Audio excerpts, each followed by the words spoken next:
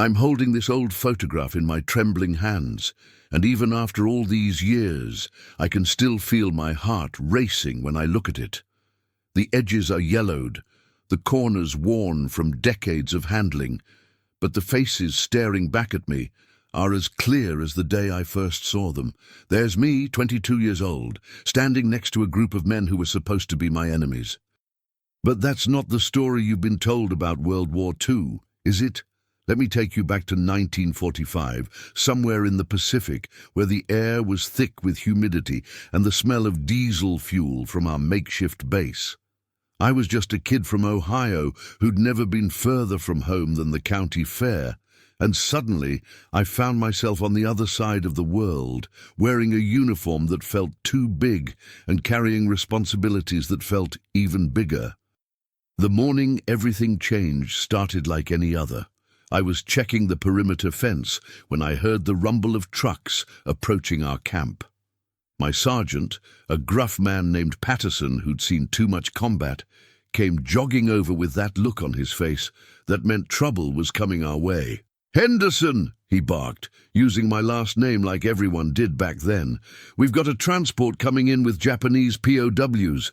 I want you on security detail." My stomach dropped.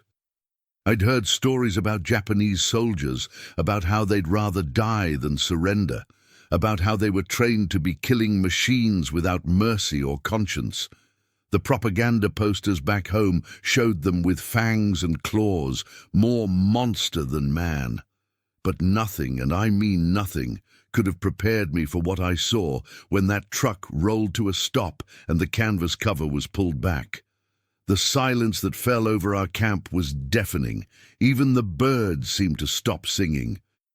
There, sitting in the back of that military transport, were about 15 men who looked nothing like the demons we'd been told to expect. They were thin, some barely more than skin and bones, with hollow eyes that held a mixture of fear, exhaustion, and something else I couldn't quite identify at first. Relief, maybe. The first man to step down from the truck was young, probably younger than me, and when his legs gave out from weakness, he collapsed right there in the dirt. My hand instinctively moved toward him, some basic human impulse to help someone who was clearly suffering, but Patterson's voice cut through the air like a whip. "Don't even think about it, Henderson. These are enemy combatants, not your Sunday school classmates." But I couldn't stop staring. This kid who'd fallen, he was wearing a uniform that was more holes than fabric, and when he looked up at me, I saw something that shook me to my core. He was terrified, yes, but there was also something almost grateful in his expression, like being captured was better than whatever he'd been running from. The other prisoners helped him to his feet, and I watched how gentle they were with each other, how they supported the weakest among them without being asked. These weren't the savage warriors we'd been warned about. They were just men, tired and scared and far from home, just like us. One of them caught my attention immediately. He was older than the rest, maybe in his 40s, with intelligent eyes behind wire-rimmed glasses that had been repaired with tape. When our eyes met, he gave me the slightest nod, not subservient, but acknowledging, like one human being recognizing another. "All right, listen up." Patterson's voice brought me back to reality. "These prisoners are to be processed according to the Geneva Convention, but don't mistake protocol for friendship. They're still the enemy, and I don't want to see any of you boys getting soft. Henderson, you're in charge of the initial intake. Get them counted, catalogued, and secured in the holding area." As I walked toward the group, my rifle feeling heavier with each step, I noticed something that would stick with me forever. Several of the prisoners were looking around our camp with what I can only describe as curiosity rather than hostility. They were taking in the American flag hanging limp in the humid air, the way our soldiers moved about their duties, the general organization of our temporary base. It was like they were trying to understand us as much as we were trying to understand them. The older man with the glasses stepped forward slightly, and in heavily accented but clear English he said, "We surrender. We wish no trouble." I nearly dropped my rifle. Not only could he speak English, but the way he said it with such dignity despite his circumstances caught me completely off guard. This wasn't what I'd expected at all. "Name and rank," I managed to say, trying to keep my voice steady and official. "Tanaka, Hiroshi. I was teacher before war, university professor." He paused, then added quietly, "Literature." A literature professor. Here I was, expecting hardened warriors, and the first man I'm talking to taught books for a living. The irony wasn't lost on me that I'd barely graduated high school, and here was this enemy soldier who probably knew more about American writers than I did. As we went through the intake process, I learned that most of these men weren't career soldiers at all. They were farmers, shopkeepers, students who'd been conscripted into service. Some had been fighting for months, others for years, but the common thread among them was exhaustion. Not just physical tiredness, but something deeper. Like they'd been carrying a weight that was finally being lifted from their shoulders. The youngest one, the kid who'd collapsed, turned out to be named Kenji. He couldn't have been more than 19, and when I asked him about his family, his eyes filled with tears. Through Professor Tanaka's translation, I learned that Kenji's entire village had been evacuated months ago, and he had no idea if his parents and younger sister were even alive. That's when it hit me. These weren't monsters. They were sons, brothers, fathers, just like the American boys in our unit. They missed their families, worried about loved ones, and dreamed of going home, just like we did. But the real game changer came later that afternoon when we were setting up the temporary barracks for the prisoners. We'd been working in the oppressive heat for hours, and one of our guys, a mechanic named Bobby from Tennessee, suddenly keeled over from heat exhaustion. Without hesitation, Professor Tanaka rushed over and began loosening Bobby's collar and fanning him with his own hat. "Water," he said urgently to me. "He needs water, quickly." I stood there for a moment, stunned. Here was an enemy prisoner, risking potential punishment to help an American soldier. When I brought the water, Tanaka carefully helped Bobby drink, speaking softly in English about staying calm and breathing slowly. Bobby recovered quickly, but the impact of that moment rippled through our entire unit. Word spread fast about what had happened, and suddenly the clear lines between us and them started to blur. That evening, as I was doing my rounds, I found myself stopping by the prisoner area more often than necessary. They'd organized themselves efficiently, with the stronger men helping the weaker ones, sharing their meager rations equally and maintaining a quiet dignity despite their circumstances. Professor Tanaka was teaching origami to some of the younger prisoners, folding intricate birds and flowers from scraps of paper. When he noticed me watching, he held up a small paper crane. "In Japan, we believe crane brings good fortune and peace," he said softly. "Perhaps someday peace for all." I wanted to respond, to say something meaningful, but the words wouldn't come. Instead, I just nodded, and he seemed to understand. It was around this time that I first really noticed Mary. She was one of the Red Cross nurses who'd been assigned to our base, a woman in her mid-20s with auburn hair and the kind of steady, compassionate presence that could calm a room just by walking into it. I'd seen her around, of course, but that night, as she made her rounds checking on both American soldiers and Japanese prisoners with equal care and attention, I really saw her. She didn't see enemies when she looked at those men. She saw patients, human beings who needed medical attention and basic dignity. Watching her work, treating an infected cut on Kenji's arm with the same gentle precision she'd use on any American soldier, I realized that maybe my growing sympathy for these prisoners wasn't weakness or betrayal. Maybe it was just humanity. The next few weeks fell into a routine that was both familiar and strange. Every morning, I'd count the prisoners, check their quarters, and oversee their daily activities. What surprised me most was how quickly they adapted to camp life, and how they seemed to genuinely appreciate the basic dignities we provided: regular meals, clean water, medical attention when needed. Professor Tanaka became something of an unofficial liaison between the prisoners and our unit. His English was good enough that he could communicate complex ideas, and he had a natural authority among his fellow prisoners that made my job easier. More importantly, he had a way of explaining things that helped bridge the cultural gap that seemed impossibly wide at first. One morning, while distributing breakfast rations, I noticed that several of the prisoners were giving portions of their food to Kenji, who was still recovering from malnutrition. When I asked Tanaka about it, he explained a concept that stuck with me. In Japanese, we say mono no aware, he told me, carefully pronouncing each syllable. It means, how do you say, the sadness of things passing away, but also the beauty in that sadness.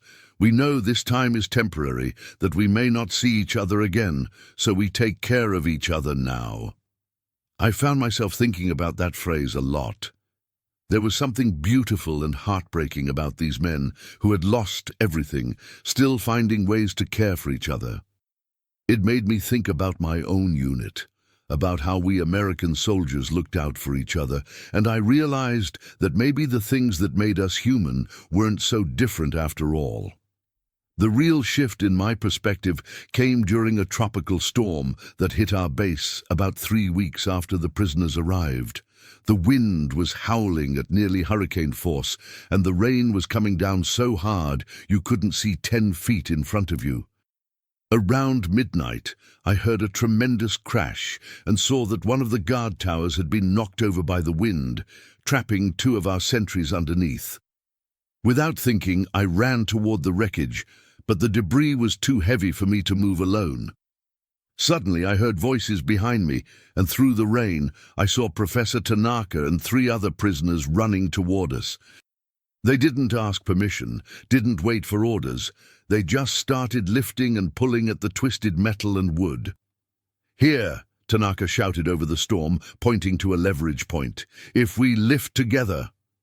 For the next 20 minutes, Americans and Japanese worked side by side in the pouring rain, fighting to free our trapped soldiers. When we finally pulled the last man clear, he was unconscious but breathing. As we carried him to the medical tent, I realized that in that moment of crisis, nationality hadn't mattered. We were just human beings helping other human beings. The incident didn't go unnoticed by the camp command. The next morning, I was called into Major Williams' office, where he sat behind his desk with a stern expression that made my stomach drop. "Henderson, I've been hearing some concerning reports about your interactions with the prisoners," he began, not bothering with pleasantries. "Some of the men are saying you're getting too friendly with the enemy. Sir, with respect, they helped save 2 of our soldiers last night," I replied, trying to keep my voice steady. "That's exactly what I'm talking about," he snapped. "You're starting to see them as allies instead of prisoners of war. That's a dangerous mindset, soldier." I wanted to argue, to explain what I'd learned about these men over the past few weeks, but military protocol demanded that I simply respond, "Yes, sir.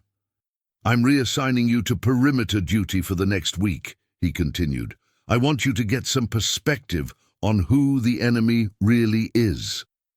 As I left his office, I felt a mixture of anger and confusion.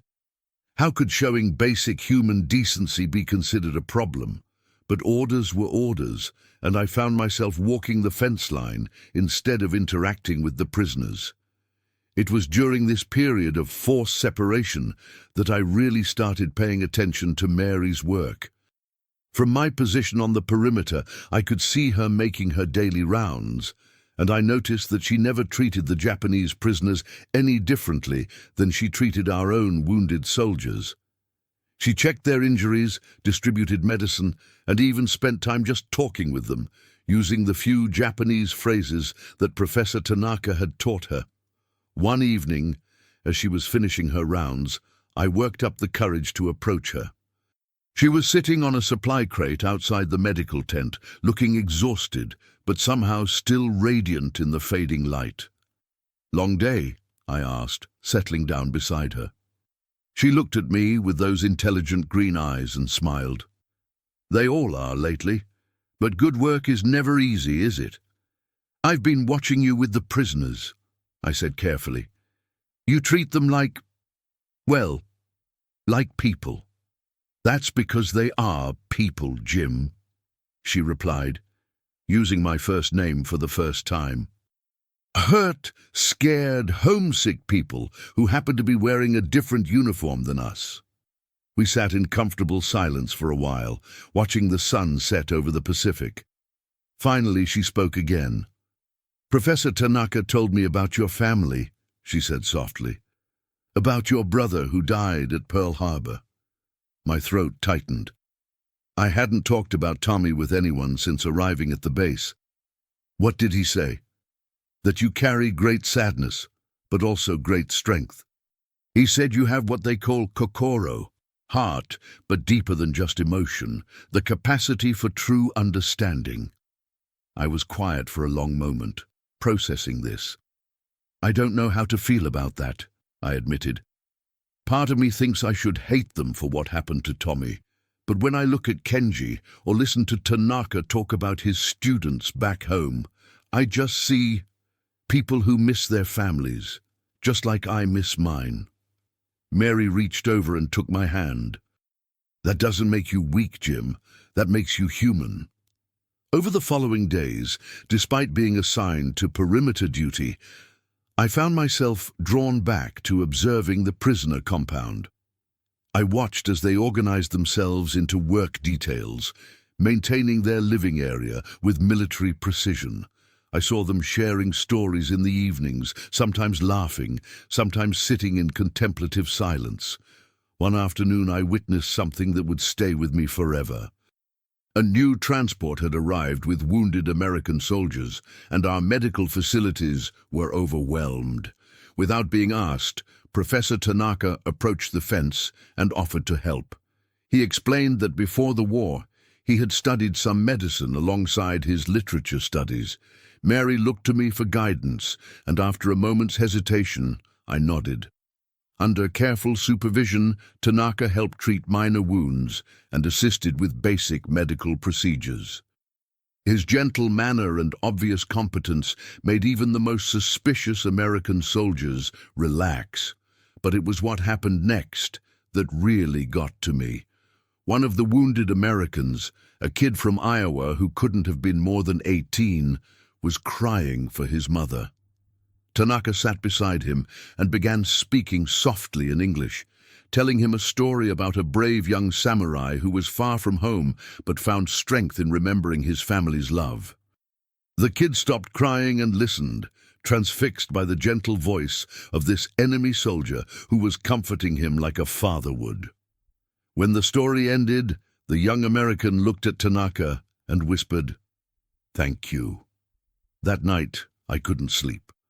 I kept thinking about everything I'd witnessed, about the contradictions between what I'd been taught about the enemy and what I was seeing with my own eyes. These men weren't the fanatic warriors of propaganda posters.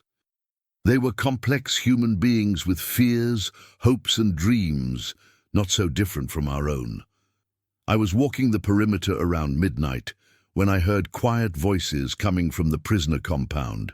Curious, I moved closer and saw Professor Tanaka and several others sitting in a circle talking in hushed tones. Even though I couldn't understand the words, I could hear the emotion in their voices. Sadness, worry, but also something that sounded like hope. The next morning, I made a decision that would change everything. I approached Major Williams and requested permission to resume my duties with the prisoners, arguing that my experience and the rapport I'd built made me more effective than a replacement would be.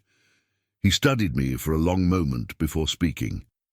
"Henderson, I'm going to give you one more chance, but I want to be crystal clear about something. These men are prisoners of war, not your friends." Your job is to guard them, not to understand them. Can you handle that?" "Yes, sir," I replied, though I wasn't entirely sure what that meant anymore. When I returned to the prisoner compound, Professor Tanaka greeted me with a slight bow and what might have been relief in his eyes. "We missed your presence, Henderson-san," he said quietly. "The other guards, they are not unkind, but they do not see us." "What do you mean?" I asked. He was quiet for a moment, choosing his words carefully. "They see uniforms, enemies, problems to be managed. You see men." That conversation with Professor Tanaka marked the beginning of what I can only describe as the most confusing and enlightening period of my young life. Every day brought new challenges to everything I thought I knew about war, about enemies, and about what it meant to be human in the midst of such inhumanity. The tropical storm that had brought us together was nothing compared to the emotional tempest brewing inside me. I found myself caught between my duty as an American soldier and my growing understanding that the men I was guarding were not the monsters I'd been trained to hate.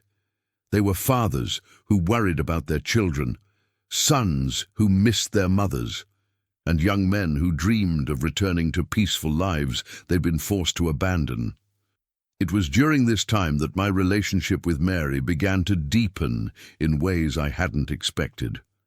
She had a way of seeing straight through to the heart of things that both intimidated and attracted me. One evening, as we sat together watching the sunset paint the Pacific in shades of gold and crimson, she asked me a question that cut right to the core of my internal struggle.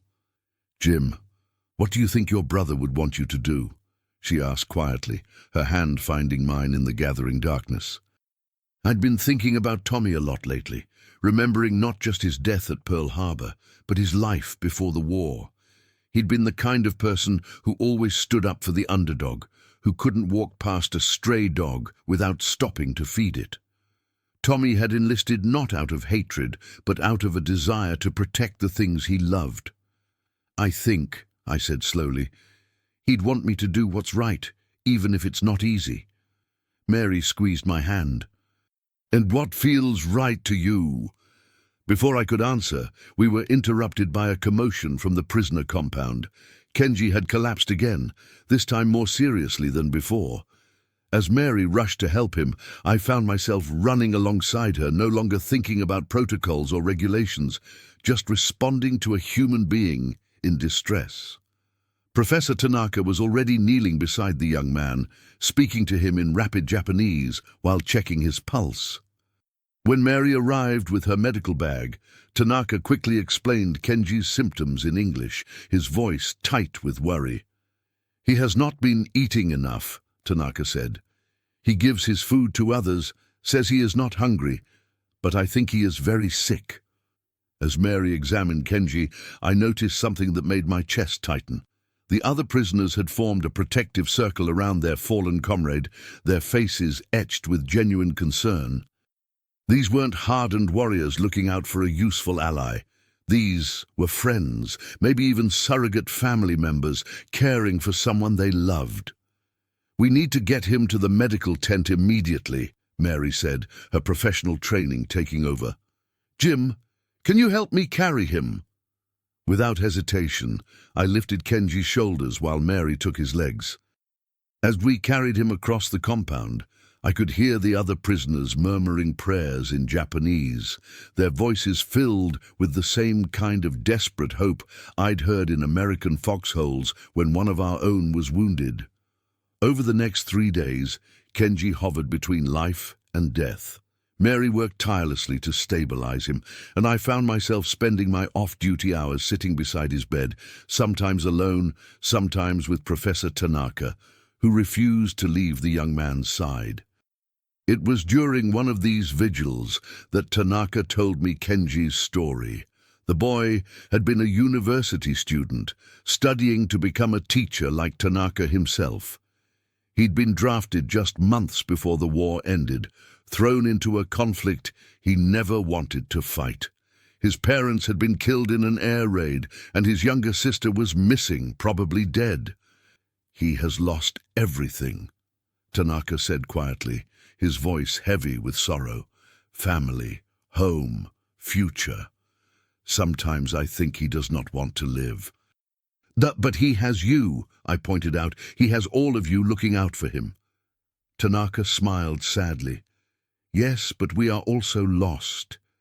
We do not know what will happen to us, where we will go. For young men like Kenji, the uncertainty is sometimes worse than death. That night, I couldn't sleep.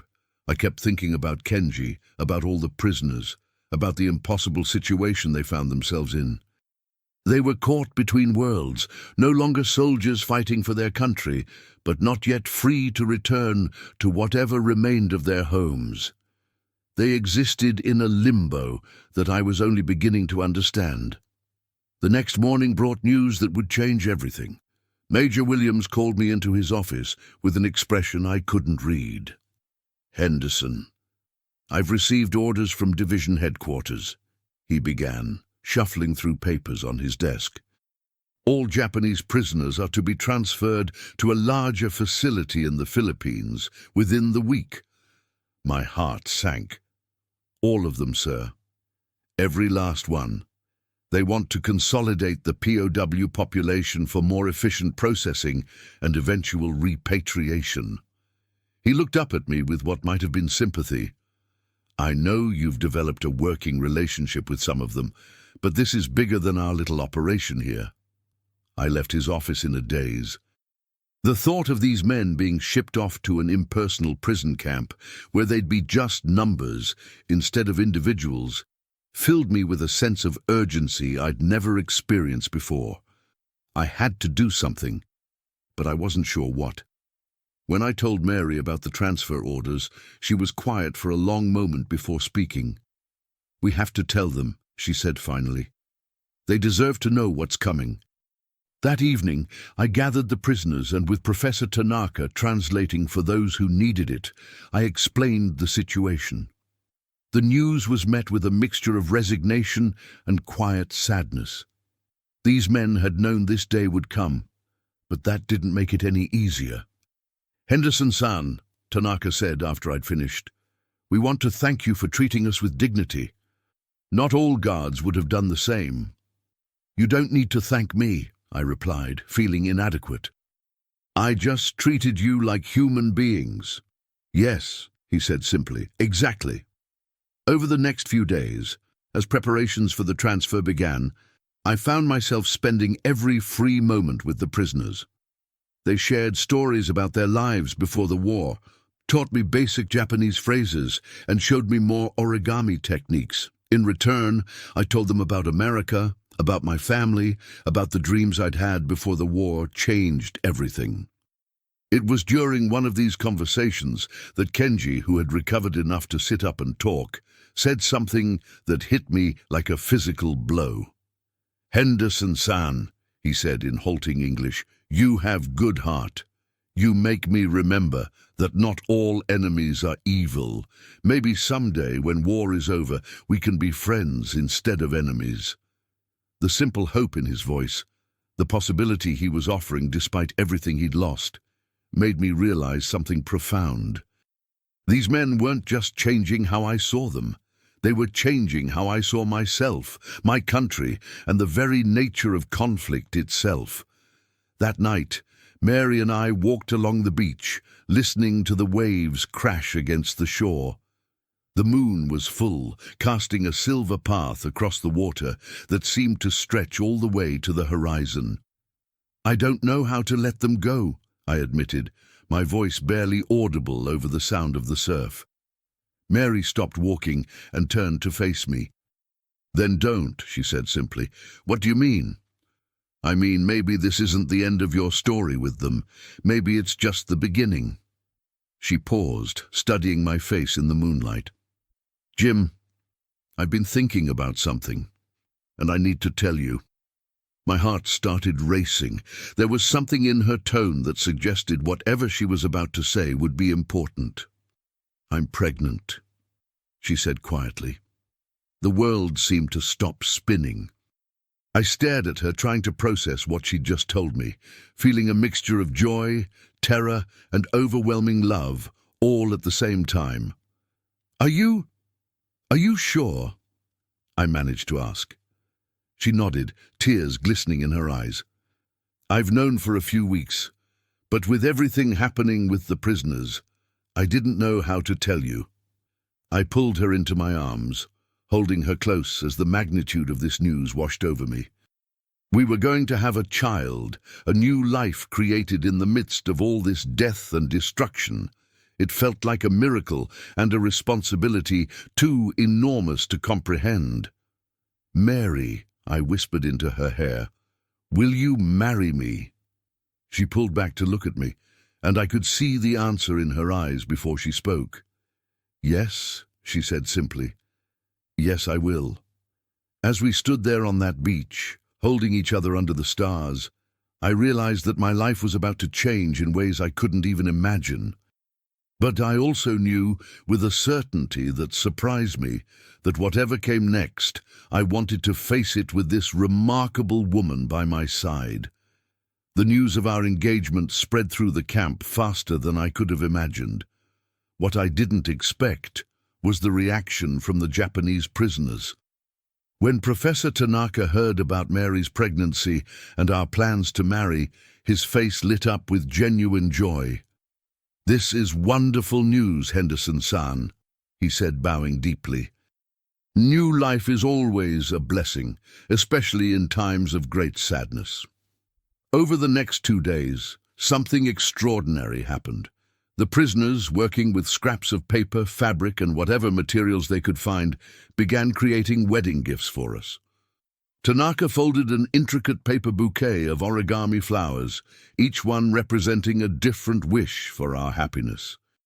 Kenji, still weak but determined, spent hours weaving a small mat from palm fronds that he said would bring good fortune to our home. But it was what happened on the evening before their scheduled transfer that I'll never forget as long as I live. As Mary and I were discussing our simple wedding plans, Professor Tanaka approached us with a proposal that took my breath away. "Henderson-san, Mary-san," he said formally, "we would like to request permission to perform a blessing ceremony for your marriage. In Japan, we believe that when good people find love, it brings hope to everyone around them." I looked at Mary, seeing my own amazement reflected in her eyes. Here were men who had lost everything, facing an uncertain future, and they wanted to celebrate our happiness. "We would be honored," Mary said softly, and I nodded my agreement. What followed was unlike anything I'd ever experienced. As the sun set on what would be their last night at our camp, the prisoners arranged themselves in a circle around Mary and me. They had somehow fashioned a simple altar from a wooden crate, decorated with their origami flowers and a few small stones arranged in a pattern that Tanaka explained represented harmony and eternal love. The ceremony itself was a blend of traditions that shouldn't have worked together, but somehow created something beautiful and meaningful. Tanaka spoke words in both Japanese and English about the power of love to overcome hatred, about how new life represents hope for the future, and about the bonds that connect all human beings, regardless of nationality or circumstance. As he spoke, I looked around at the faces surrounding us. American soldiers had gathered at the edge of the compound, initially suspicious, but gradually drawn in by the solemnity and beauty of the moment. Even Major Williams was there, standing at the back with an expression I couldn't quite read. When Tanaka asked us to exchange vows, Mary and I spoke simple words of love and commitment, but they felt more profound than any elaborate ceremony could have been.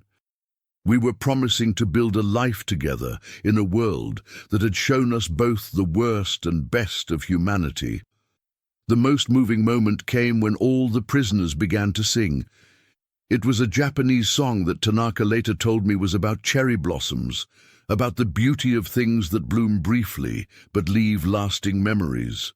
Their voices, harmonizing in the tropical evening air, created something so beautiful that even the most hardened soldiers were wiping their eyes. After the ceremony, as we shared what little sack the prisoners had somehow managed to save, Major Williams approached me. I expected a reprimand, but instead he extended his hand. "Congratulations, Henderson," he said quietly. That was something special."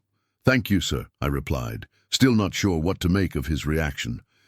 He was quiet for a moment, watching as Mary accepted congratulations from the prisoners, each man bowing respectfully and offering their best wishes in broken English. "You know," he said finally, "I've been in this war for 3 years, and I've seen things that would turn your hair white. But tonight, watching those men celebrate your happiness when they have every reason to be bitter and angry, it makes me wonder if maybe we've been thinking about this all wrong." The next morning came too soon. The transport trucks arrived early, and the reality of separation hit all of us like a physical blow. As the prisoners gathered their few possessions, the mood in the camp was somber. Even the American soldiers who had initially been suspicious of the prisoners seemed affected by their departure. Professor Tanaka was the last to board the truck. Before leaving, he pressed something into my hand. A small origami crane made from what looked like a page torn from a book. "This is from my copy of Walt Whitman," he said quietly. "I want you to have it, to remember that poetry and beauty can survive even war." "I can't take this," I protested. "It's probably the only book you have left." He smiled sadly. "That is exactly why you must take it. Books are meant to be shared, and this one has already given me great comfort. Perhaps it will do the same for you and your family." As the trucks pulled away, I stood there holding that paper crane, watching the men who had changed my understanding of the world disappear into the distance. Mary stood beside me, her hand on her still flat belly, and I realized that our child would grow up in a world where I would tell them about the Japanese prisoners who blessed their parents' marriage. But the story doesn't end there. In fact, in many ways, that was just the beginning. The war ended officially just 2 months later, and suddenly the world was celebrating, while Mary and I were trying to figure out what came next.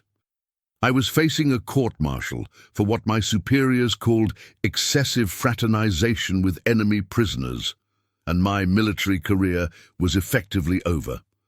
Some of the other soldiers had reported my suspicious behavior, and there were questions about my loyalty that cut deep. The hearing was a nightmare.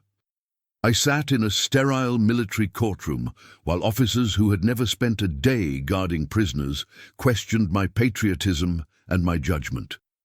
They wanted to know why I had allowed the prisoners to participate in my wedding ceremony, why I had shown them what they called preferential treatment, and whether I had shared any classified information. "Private Henderson," the prosecuting officer said, his voice dripping with disdain, "do you understand that your actions could be construed as treason?" "Sir, I understand that I treated human beings with basic dignity," I replied, trying to keep my voice steady. "I fail to see how that constitutes treason." The room erupted in murmurs, and the presiding judge banged his gavel for order. But then something unexpected happened. Major Williams, who I thought would be testifying against me, stood up and asked permission to speak. "Your Honor," he said, "I've served with Private Henderson for 8 months, and I've never questioned his loyalty to his country. What I witnessed during his time guarding the Japanese prisoners was not treason, it was leadership of the highest order." He went on to describe the incident during the storm, how the prisoners had risked their own safety to help rescue American soldiers. He talked about the medical assistance they had provided and the general improvement in camp morale and security under my supervision. "Private Henderson didn't just guard those prisoners," Major Williams concluded. "He showed them that Americans are capable of honor and decency even toward our enemies. In my opinion, that's exactly the kind of soldier we want representing our country." The hearing ended with my discharge from the military. Not dishonorable, but not exactly honorable either. I was free to go, but my dreams of a military career were over. As Mary and I left the courthouse, I felt lost and uncertain about our future. "What do we do now?" I asked her, as we sat in a small cafe near the base. She was quiet for a moment, her hand resting on her now visible belly. Our baby was due in 4 months, and we had no clear plan for how we were going to support our growing family. "Jim," she said finally, "what if we went to Japan?" I stared at her, certain I had misheard. "What?" "Think about it," she continued, her eyes bright with possibility. "The country is going to need help rebuilding. They'll need teachers, medical personnel, people who understand both cultures, and you promised Professor Tanaka you'd try to find his family." The idea was so audacious, so completely unexpected, that I didn't know how to respond. Go to Japan, the country we'd just finished fighting a war against? "Mary, that's crazy," I said, but even as the words left my mouth I could feel something stirring inside me, a sense of purpose that I hadn't felt since watching those trucks drive away with the prisoners. "Is it," she asked, "or is it exactly what we're supposed to do?" That conversation in the cafe changed everything. Over the next few weeks, Mary and I threw ourselves into research, trying to figure out if her crazy idea could actually work. We discovered that the Allied occupation forces were indeed looking for Americans willing to help with reconstruction efforts, especially those with experience dealing with Japanese civilians and prisoners of war. The application process was grueling. We had to undergo extensive background checks, psychological evaluations, and interviews with officials who seemed skeptical of our motivations. More than once, I was asked directly whether I had developed inappropriate sympathies for the enemy during my time as a guard. "Mr. Henderson," one particularly stern interviewer asked, "why would you want to go to a country that killed your brother?" I thought about that question for a long moment before answering. "Sir, I want to go to Japan because I learned that the people there aren't so different from us. They've lost family members too. They're grieving too.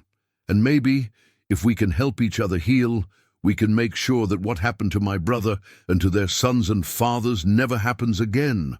Our son was born 3 weeks before we received approval for our transfer to Japan.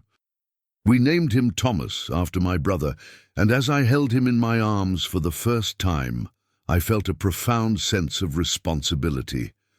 This little boy would grow up in a world that Mary and I were going to help shape, and I was determined to make it a better one than the world that had taken his uncle from us. The journey to Japan in early 1946 was surreal.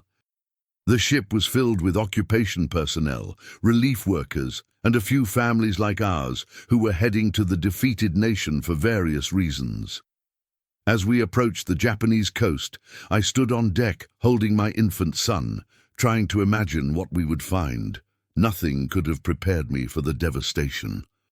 The ports we docked at showed the scars of war everywhere. Bombed-out buildings, makeshift shelters, and people who looked as hollow-eyed and desperate as the prisoners I had guarded.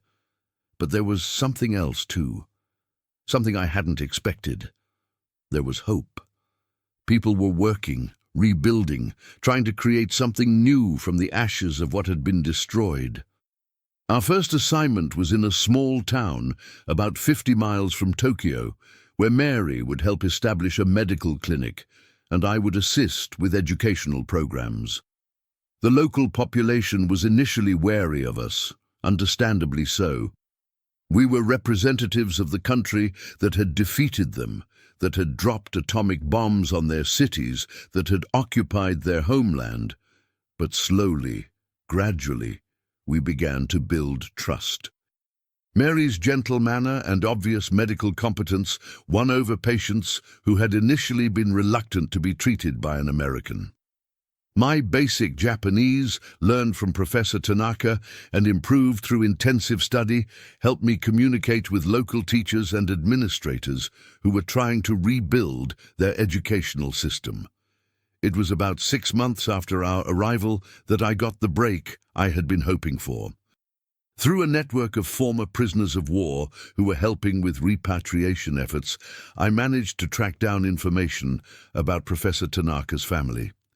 His sister, Akiko, had survived the bombing of Hiroshima and was living in a refugee camp outside the city. The journey to find her was one of the most emotionally difficult things I had ever done. Hiroshima was still largely rubble, and the human cost of the atomic bomb was visible everywhere. As our jeep navigated the rough roads leading to the refugee camp, I clutched the origami crane that Tanaka had given me, wondering what I would say to his sister, how I could possibly explain my connection to her brother. The camp was a collection of temporary shelters housing thousands of people who had lost everything.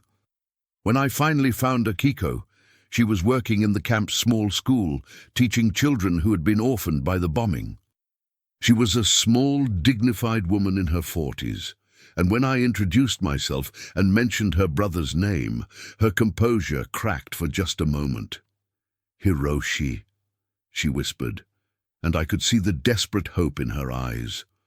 Through an interpreter, I told her about her brother, about his dignity and kindness during his time as a prisoner, about how he had helped other prisoners and even American soldiers. I described the origami he had taught, the stories he had shared, and the profound impact he had had on my understanding of humanity. When I finished, Akiko was crying quietly. "He always said that education was about building bridges between people," she said through the interpreter. "It sounds like he continued teaching, even in prison." I reached into my pocket and pulled out the paper crane he had given me. "He wanted me to have this, but I think it belongs with you." She took the crane with trembling hands, holding it as if it were made of the most precious material in the world. "No," she said firmly, pressing it back into my hands. "Hiroshi gave this to you for a reason. He wanted you to remember that beauty can survive even in the darkest times." Over the following months, Akiko became like family to us. She moved to our town to help with the school we were establishing, and she became a surrogate grandmother to little Thomas.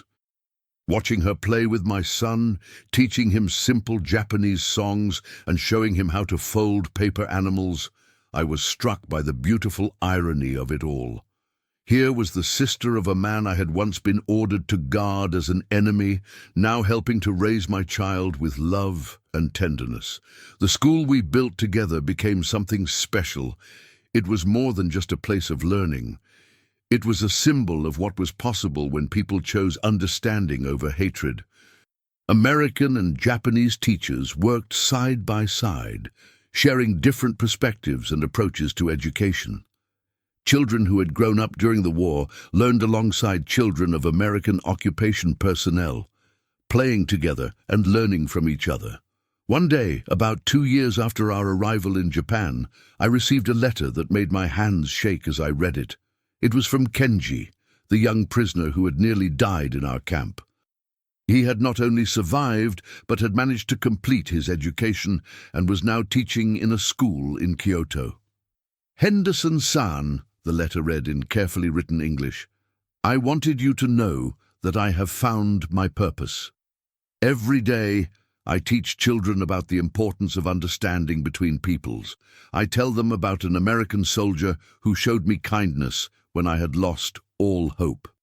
I tell them that enemies can become friends when we choose to see each other's humanity."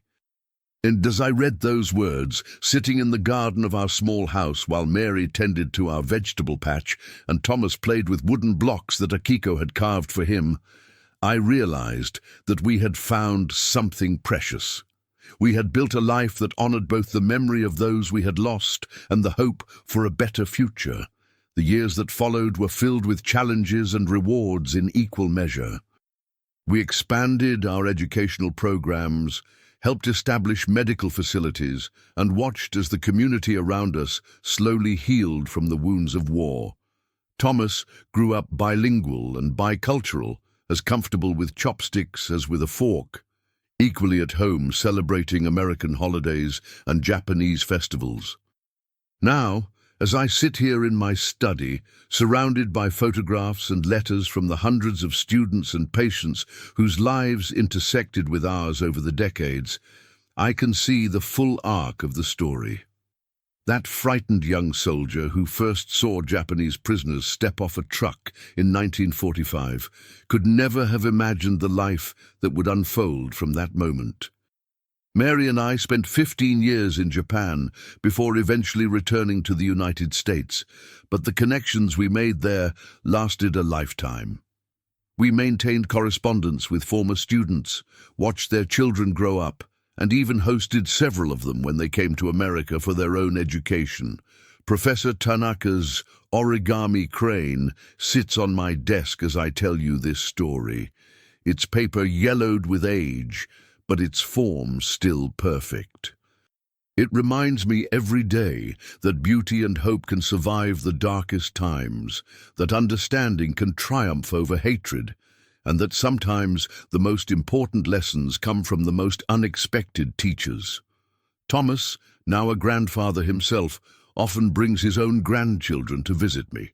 When they ask about the old photographs and the strange paper bird on my desk, I tell them this story. I tell them about a time when the world was at war, but when individual people chose to see past uniforms and nationalities to the human beings underneath. I tell them about their grandmother Mary, who saw patients instead of enemies, and about Professor Tanaka, who taught me that education is about building bridges. I tell them about Kenji, who found hope in the darkest moment of his life, and about Akiko, who helped raise their father with love, despite every reason to harbor hatred. Most importantly, I tell them that they have the power to choose understanding over prejudice, compassion over hatred, and hope over despair. Because if an American soldier and Japanese prisoners of war could find common ground in the middle of the Pacific during the most devastating war in human history, then there's hope for all of us. The world is still full of conflicts, still divided by fear and misunderstanding.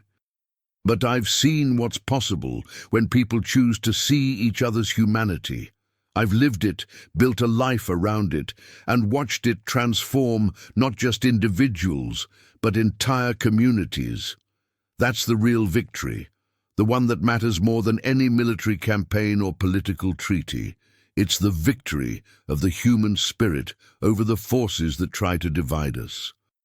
And it's a victory that each of us can choose every single day in how we treat the strangers we meet, the people who look different from us, and even those we've been taught to consider our enemies. So I'll leave you with this thought, the same one I share with my great-grandchildren when they visit. In a world that often seems determined to tear itself apart, be the person who builds bridges, be the one who chooses understanding, be the one who proves that love is stronger than hate, and that hope can bloom even in the darkest soil, because that's how we honor the memory of all those we've lost, and that's how we build a better world for all those yet to come.